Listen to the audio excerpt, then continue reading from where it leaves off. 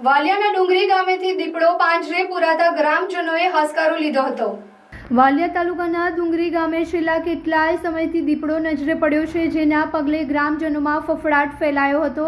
ગ્રામજનો દ્વારા આ અંગે વન વિભાગને જાણ કરવામાં આવતા વન વિભાગ દ્વારા પાંજરું ગોઠવવામાં આવ્યું હતું, જેમાં આજે વહેલી સવારના સમયે એક દીપડો પુરાયો હતો। આ વાતની જાણ થતાં ગ્રામજનોના ટોળે-ટોળા દીપડાને જોવા ઉમટી પડ્યા હતા। બીજા તરફ વન વિભાગને જાણ કરવામાં આવતા વન વિભાગના અધિકારીઓએ આવી દીપડાને સુરક્ષિત જગ્યાએ છોડી મૂકવાની તજવીજ હાથ ધરી હતી। અત્રે ઉલ્લેખનીય છે કે નર દીપડો 5 વર્ષની ઉંમર હોવા સાથે તે તંદુરસ્ત હોવાનું જાણવા મળ્યું હતું।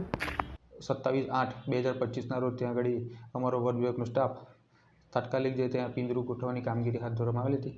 ત્યારબાદ 28/7 બાદ સતત અમારો સ્ટાફ ત્યાં ફેરણામાં હતો અને ફેરણા દરમિયાન વન વિભાગની ટીમને આજરોજ દીપડો રેસ્ક્યુ કરવા માટેની સફળતા મળેલ છે અને આજરોજ 14/8/2025ના રોજ મરકે સવારે દીપડો રેસ્ક્યુ થયેલ છે। દીપડાને હીરાપર નર્સરી પર લાવી વેટરનરી ડૉક્ટર દ્વારા ફિટનેસ સર્ટિફિકેટ કરાવ્યા બાદ અભયારણ્ય વિસ્તારમાં મુક્ત કરવામાં આવનાર છે। દીપડાની ઉંમર કેટલી હશે અને દીપડાની ઉંમર અંદાજિત 5 વર્ષની આજુબાજુ છે અને એનું વજન અંદાજિત 70 થી 75 કિલો છે। ત્યાં આગળ દીપડાની વસ્તી હોય એવું લાગે છે?